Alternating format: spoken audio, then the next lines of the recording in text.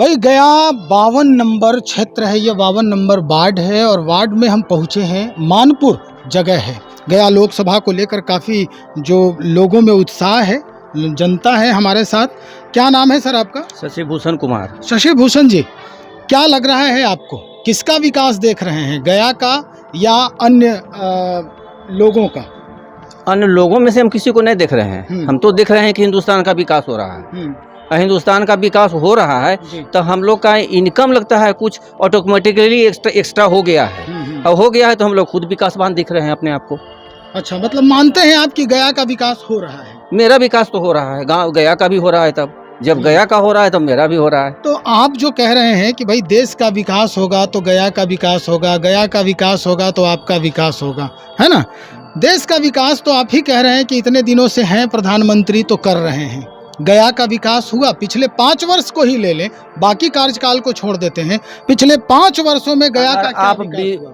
अगर आप इंडिया का विकास छोड़ के बिहार के विकास का बात करते हैं तो हमको तो लगता है यहाँ कुछ भी नहीं है। अच्छा। यहाँ सिर्फ लूटपाट और खसोट ही रह गया। अच्छा। हाँ, शराब नीति, वो नीति करके ये लोग खुद अपना पॉकेट आज तक भरने में लगे हैं। बिहार का विकास नहीं हुआ है। अच्छा। इसके लिए कुछ एक्स्ट्रा करना ही होगा सेंट्रल से।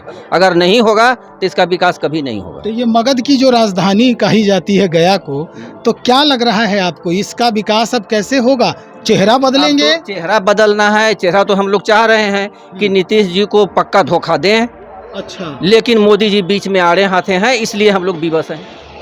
अच्छा, मतलब जो भी वोट यहाँ पड़ेगा बीजेपी को, वो सिर्फ मोदी का चेहरा के ऊपर, मतलब मोदी को ही देखते हुए वोट करेंगे। बस यहाँ जीतन राम मांझी का कोई वजूद नहीं, कहीं किसी का कोई। जीतन मांझी जब यहाँ का मुख्यमंत्री बने थे तो सिर्फ अपना गांव का विकास किया है। अच्छा। गांव के अलावा वो कहीं आते जाते भी नहीं थे। अच्छा। आवाज वो आए हैं गया क्षेत्र में, तो गया में उनका आज क्या वजूद होगा? कुछ भी नहीं होगा। बस मोदी के नाम पर वोट लेंगे, लेकिन लेंगे। अच्छा, तो क्या लग रहा है ये अगेंस्ट में जो सर्वजीत पासवान है उनका कोई वजूद नहीं है? अब उनका वजूद क्या है वो तो खुद बताएंगे, लेकिन हम तो जो देख रहे हैं उसमें यही है, मोदी जी हैं। जीतन जी का कहीं नामो निशान नहीं है। जीतन जी नहीं, उनके नाम पर वोट नहीं पड़ेगा। भाई उनके नाम पर वोट नहीं पड़ेगा। मोदी के चेहरा को लेकर ही, मोदी का चेहरा देखकर ही जीतन राम जो नैया पार लग जाए इनकी जो है, वो अब स्थिति यही बन रही है। कुछ और लोग हैं, उनसे भी बातचीत कर रहे हैं कि जो जनता है उसमें कई तरह के लोग हैं, युवा हैं, बुजुर्ग हैं, व्यवसायी हैं और कुछ ऐसे वर्ग भी हैं जो दिन रात मेहनत करते हैं और उसके बाद जो आमदनी होती है वो काफ़ी उनके परिवार को चलाने के लायक नहीं होती है। अब स्थिति ये है कि युवा हैं आप, क्या लग रहा है चुनाव को लेकर?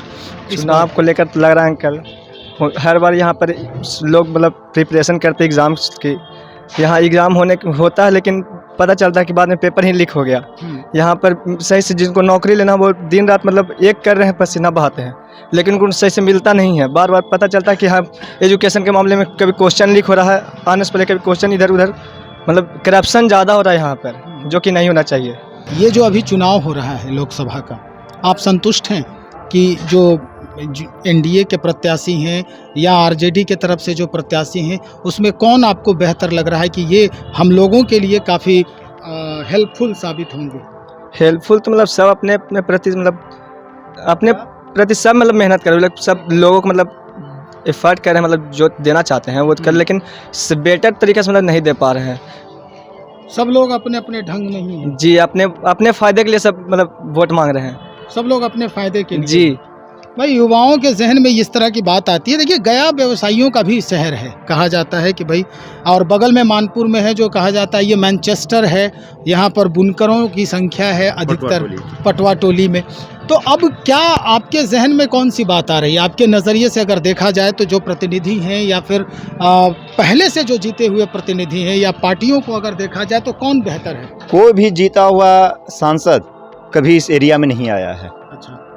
और जो हारा हुआ है वो भी नहीं आते हैं, तो हम किसको हम अच्छा माने? जीतन मांझी विधायक रहे हैं, उनको हम जान रहे हैं। सर्वजीत पासवान कभी भी इधर नहीं आए हैं।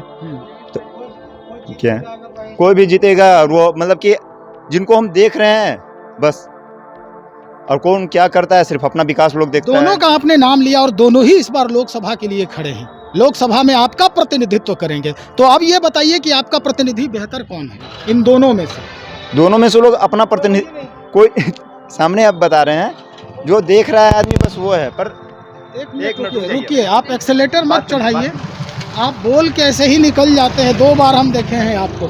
आप बताइए कि कौन आपका यहाँ पे कोई जो भी रहेगा कोई काम नहीं करता है, अच्छा, सिर्फ अपना अपना परिवार को देखता है, अपना उस सर्किल को देखता है। यहाँ किसी को कोई मतलब नहीं है। तो वोट आपका बर्बाद होने वाला वोट है। क्या करें, मजबूरी है, वोट देते हैं, लेकिन आशा उम्मीद रहता है कि आज आबर ना आबर देगा, कुछ करेगा, लेकिन वैसा कोई बात नहीं होता है, सिर्फ अपने लिए, बस उसी का उम्मीद है।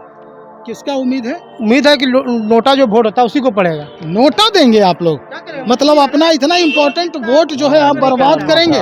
तो ये नोटा दे करके क्यों अपना वोट बर्बाद करेंगे? क्या करेंगे, लगल रोजगार को छीन लेता है, क्या करेंगे? लगल रोजगार छीन लिया मतलब? जी, मोदी सरकार बोलता है कि राज्य सरकार का देन है, राज्य सरकार कहता है कि केंद्र सरकार का देन है। अब तो दोनों एक ही कुर्सी के चट्टे मैं यहाँ की बात नहीं मैं कर रहा हूँ, झारखंड की बात कर रहा हूँ। हम बिहार के चुनाव की बात कर रहे हैं, आप झारखंड लेके बिहार चले गए। झारखंड में भी तो चुनाव है। तो वो अभी हम बिहार की बात कर रहे हैं। हाँ, तो बिहार में तो और भाई गया की बात कर रहे हैं। हाँ, तो आपसे। गया में तो भाई अभी जीतन मांझी खड़ा है, वो सर्वजीत खड़ा है। जी जी, तो बेहतर कौन?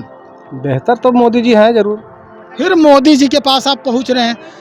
मोदी जी आपके सुख दुख में नहीं आने वाले हैं, आएंगे यहाँ के आपके लोकल प्रतिनिधि। हाँ, तो जितने मांझी जाएंगे तब ना मोदी जी आएंगे। अच्छा, जीतन मांझी जाएंगे तब आएंगे मोदी जो है आपसे। जी, वो तो हर अपना बदल हुआ है, कभी उधर जाता है, वो अपना वोट के लिए।